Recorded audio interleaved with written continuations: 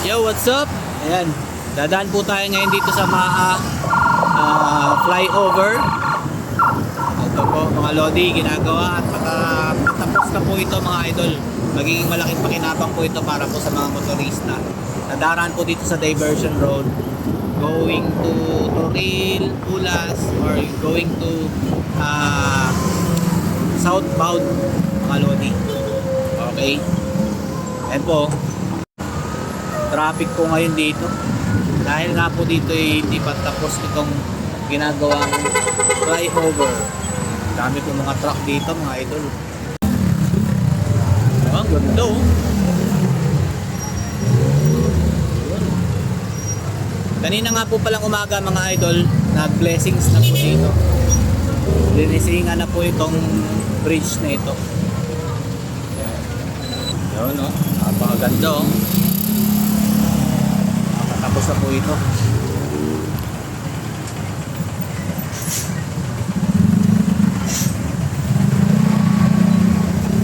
Dito tayo dadaan.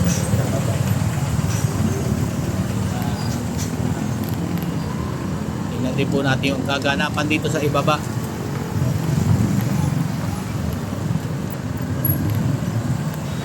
Pag natapos po ito mga idol, sigurado itong traffic dito mawawala na po.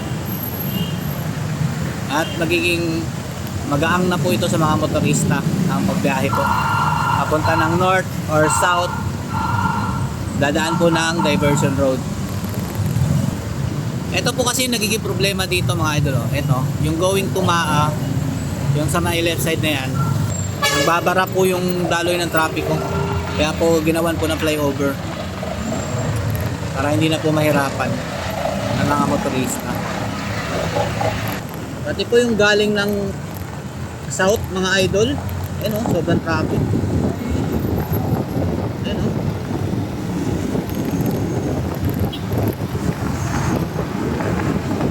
Grabe, haba ng traffic. Ayun o. Nakikita nyo sa may bandang kaliwa ko, galing po sila ng south. Papunta po yan ng north. Yan po yung nagiging problema dito mga idol. Pero kapag natapos na po yung bridge na yan dyan sa may Maa diversion, sigurado po ako magiging maayos na po ang daloy ng traffic ko dito. So yan, bali napakit na po tayong diversion. Lobat na po yung aking e-bike. Ano na lang po, pupula-pula na eh. Pero sa tingin ko makakauwi naman po tayo dito nang hindi tayo nagtutulak. Mas gusto ko po kasi e-bike mga idol. Nakailang motor na po ako. Pero mas trip ko po ang e-bike. Hindi naman na po ako nakikipagkarerahan sa daan.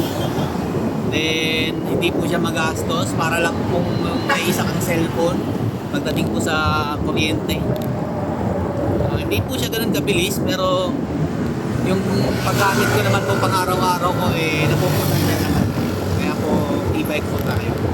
Ulitin ko na dito po tayo sa diversion road mga idol. Likod. Naka ano po tayo naka cellphone holder po tayo. So dito na tayo. Ganito lang po yung takbo natin, mabagal. Kasi nga po lobat na rin po itong aking e-bike. Okay, so gantikan pa yata natin itong truck. Diba? Mabilis pa po tayo doon sa truck. Mga idol, at pinakita ko lang po sa inyo yung status nung bridge. Patapos na po at pwede na pong inagurahan ni Marcos Jr. Kahit hindi niya naman proyekto.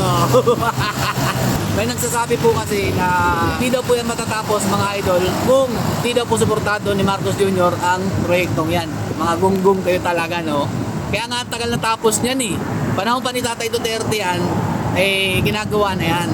Na pinangako kasi ng administrasyon ni Marcos Jr. kapag nanalo daw siya, itutuloy daw po niya mga ginawa pong proyekto ni Tatay Duterte. Pero yun nga, scam, hindi po binadgetan, hindi po tinulungan. Kaya po sariling sikap po ng mga Dabawenyo, lalong-lalo na po ang butihing mayor namin dito na si Basti Duterte, na matapos po yung tulay na yan, kahit hindi po humihingi ng tulong sa national government. O yan, malinaw na? Mga tanga-tanga talaga kayo, no? Akala nyo kasi hindi kaya ng Davao City na tapusin yung mga proyekto dito kahit walang tulong ng national government. Kayang-kaya. Wala kaming utak dito po sa Davao City. Okay? Oh, stay safe. God bless you all. Duterte pa rin. E-bike lang sa kalahap.